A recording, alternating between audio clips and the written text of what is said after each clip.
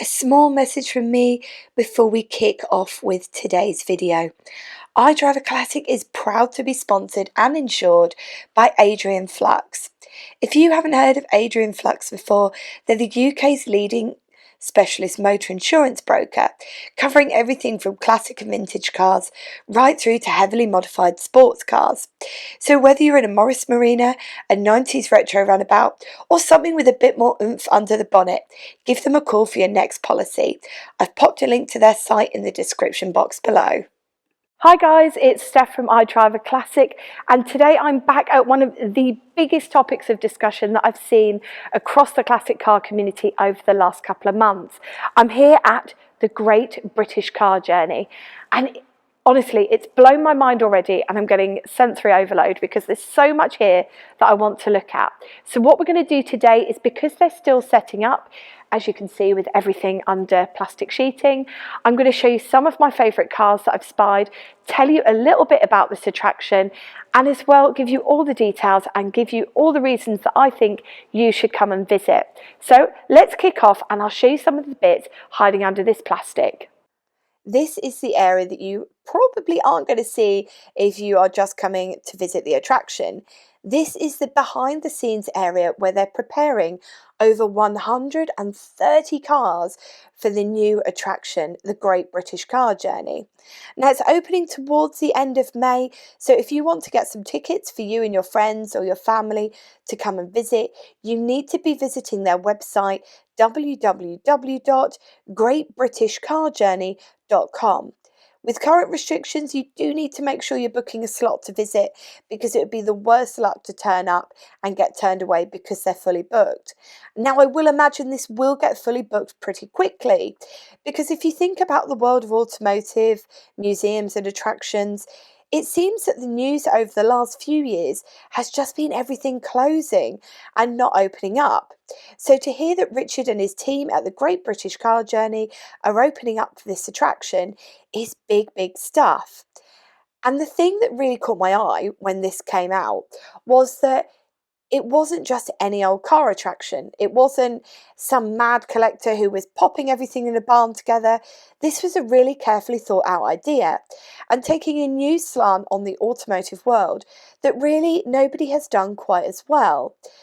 And it's called the Great British Car Journey for a reason, because essentially it takes you on a journey through the history of motoring in Great Britain.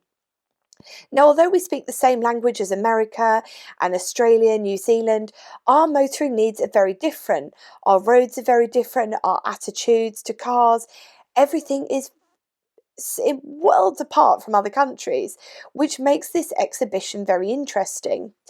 And the thing that I really liked about it, because I did a little bit of digging, was that they didn't immediately go for the easy angle. The easy angle, of course, being everyone was on strike, British Leyland was rubbish, we didn't build things properly. I like this attraction because it takes a critical look at the journey, and it builds in some fantastic cars at the same time, because it's not just your bread and butter classics that are here. Because I wasn't fully specced up on what was here before I came, I asked to basically have some surprises, and I fully expected to see things like your Morris Minor, your Mini, your MGB, your Land Rover, the stuff that everybody remembers. But as you'll spy as we go for a little walk through this area where all the cars are being prepared, there are some very rare beasts hidden away, and a couple of them have caught my eye. So what I've done is, once I've shown you this walk around bit, I'm going to show you some of the cars that I particularly liked and perhaps didn't expect to see here, because I fully expected to see the Morris Marina, the Austin Allegro. Was I expecting to see something like the Austin A90 Atlantic? Not really. So I don't know, for me, this has all been done very, very well. And I think you could bring anybody here and they would find a car that perhaps they didn't know about but would immediately resonate with, because the collection seems to tick off almost every box. My only criticism, if I'm being very harsh on the team, is that I would have liked to have seen something from Jowett, especially because the attraction is based, well, technically in the Midlands, but really it's the North. I would have liked to have seen something from Bradford's greatest car manufacturer, but there's plenty of areas of expansion. It would have been nice to see a Bond mini car, something from Jowett, perhaps even even something like a Rochdale Olympiad, cars that were made by smaller towns and cities that people really have forgotten. But for a starter off, this is fantastic. And it's great because it takes you through a journey and it critically looks at the British motoring history. And that's what I like about it. It doesn't do the rose tinted specs and it doesn't go for all the bad angles. And as you can see from all of these cars, they've really put some effort in, and you can tell that this attraction has been put together by people that really know their stuff and that really appreciate automotive. Now, I've given you a little bit of a sneak peek here of what's hiding under the plastic, but let me show you some of my favourite cars here. Because there were so many to choose from, I had to pick a couple to show you, and these were my favourites. So let me show you the first one, a classic from Wales that many of you will perhaps never have seen before. Let's kick off with one of my favourite cars that I spotted in here today, the Gilbern Invader. So if you don't know anything about Gilbern, let me tell you a brief bit of history. They were a Welsh car manufacturer, and in fact I think the only Welsh car manufacturer ever, and I hadn't heard of them until a few years ago when I saw an Invader at a show. Now, Gilbern sports cars existed from 1959 until 1973. They were based in Glamorgan in Wales, and it was a joint effort, really bizarrely, between a butcher and an engineer who had experience in fiberglass mouldings. The biggest downfall for Gilbern, though, were the changes in taxation class, which meant that kit cars that previously hadn't had VAT applied suddenly had VAT whacked on top, to moving away from their original ethos of being kit cars built at home to only being built in the factory. And in fact, the last of the Invaders, the Mark III, was only available ever as a factory-built car, which brought the Invader Mark III cost in at an incredible, well, over £2,500. That meant to buy into Gilbern, you already had to be a pretty big fan. So the car we see here today is of course an Invader. It's very similar to the Genie, which had come before it, but the Invader was a cut above. It had improved chassis and better brakes, although that engine did remain the same as the Genie because it's the Ford Essex V6 engine. If you're a Ford person and you've had a Capri before, that might sound very familiar to you. The earlier Invaders, the Mark I and the Mark IIs, borrowed from the MG parts bin, and then they'd had the MG racks on and a couple of other bits, whereas the Mark III, that took it off a Ford Cortina. There's quite a few Ford bits on this car. I think the gearbox is a derivative of a Ford box too. Now, BMC and Ford weren't the only donors to the Gilbern parts bin, and in fact, the Invader also had electric windows, and that unit came from the Vauxhall. So that's a brief snapshot of that car. Let's go and look at some of my other favourites. From Wales to Dagenham, it's the incredibly swish and very memorable Ford Granada. Now, as part of the Great British Car Journey attraction, there is also the Drive Dad's Car experience, which means that you can book some of the cars that you've seen here today and take them for a little drive round. It's £49, and as part of that cost, you also get entry into the attraction. The attraction itself is £15 a ticket for adults, so actually you might as well spend a bit extra and get one of these cars and test it out. And as part of that, I thought, what do I think people are definitely going to gravitate towards? And I spotted this Mark I Granada and I thought, yep, I think that's going to be one of the cars that people pick. So of course you'll probably be well aware that the Granada was introduced in 1972 and it came in to replace the Zephyr and the Zodiac. Of course, the 70s was a fantastic time for Ford because through the 1960s in Great Britain, we'd seen the bestsellers list dominated by homegrown marques, Austin, Morris. But by the 70s, Ford were well in there, and in fact, the Cortina was the best-selling car of the 1970s. And position 2, the Ford Escort. And looking further down the list, the Capri was sitting in position 8. So, some good years for Ford. Now, the Granada wasn't just any old Ford and was actually put into the range as part of the UK and German merger because they needed a European executive car. And the Granada, well, it fitted the bill. If you want to know more about that merger, we did talk a lot about it in the Ford Anglia video that I did just a few months ago. The Granada was fitted with either the Essex V4 or the V6 engines in the UK, which means that it easily could maybe spare a few parts for that Gilbern that we spotted over in the corner earlier.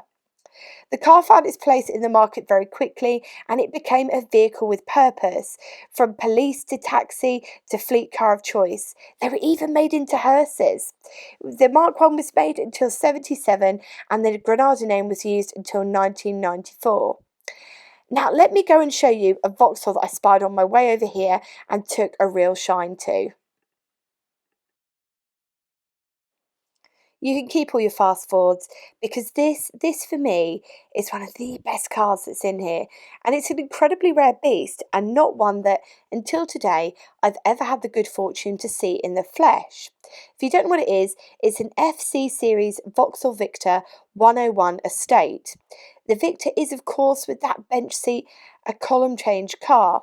It's said to be an incredibly easy car to drive and definitely one that I'm really hoping that I can come back and film at a much later date in more detail. So for today, this is a very brief glance at this car because I don't want to spoil all the surprises now.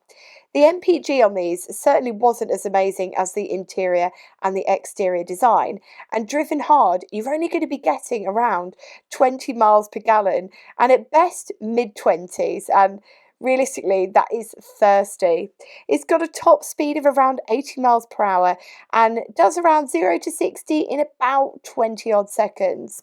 Now, whilst it's not the speediest car we've ever spied on iDRIVEACLASSIC, the styling for me and that Americana GM influence really makes this one of the standout cars of the attraction and one that I think is going to get a lot more attention than they're expecting. And although these are beautiful cars, the reason that we don't see as many of them as we should is rust was really a massive issue, and it was for a lot of Vauxhalls of this era. But for me, that's a real shame because this is the golden era of Vauxhall, and if prices weren't so prohibitive and I could weld, it's definitely a car I'd love to get my hands on. It's still very much a work in progress, but this is the big attraction. So everything that you've seen today is all going to be laid out inside here. They're theming it as though it's a giant motor show, which I'm very excited about, with hanging banners, etc.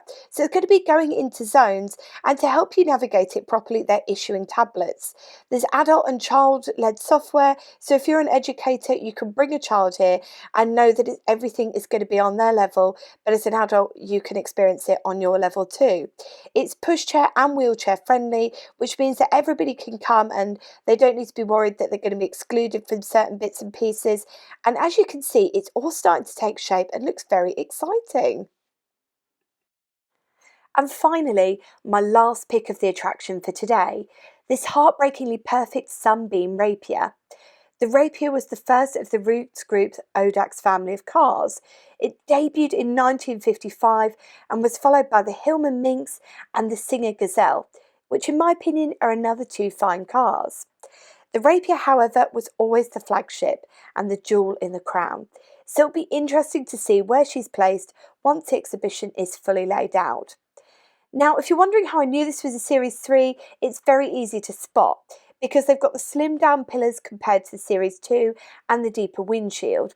You've also got additional changes like the slightly modified side grills, and as you get shown inside in just a moment, the new attractive walnut veneered dash.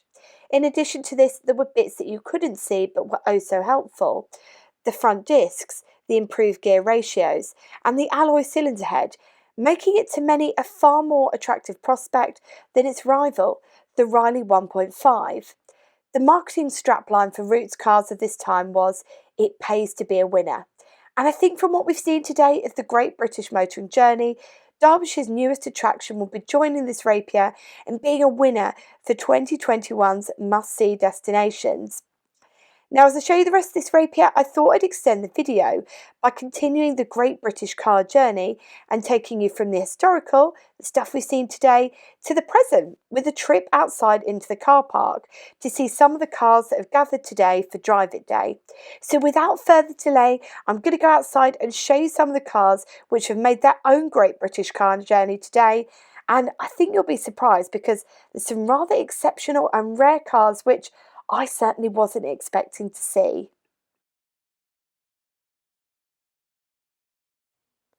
So I have a really small confession to make that some of you will laugh at. So when I started filming on the morning of Drive It Day, I had totally forgotten it was Drive It Day because, of course, I'm living the Drive It life. I drive every day, no matter what the weather. So days like this, I write them in my diary and I think, oh, it's Drive It Day.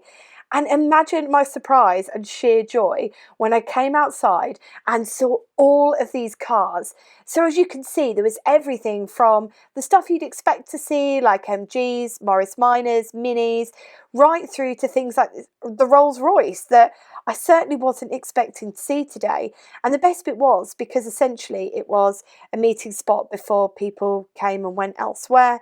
I got to see all sorts of really interesting stuff, including that Simca, which is one of only 6 right-hand drives that were ever made, and there's only 2 left. So again, these amazingly rare cars that we got to see just by being in the right place at the right time.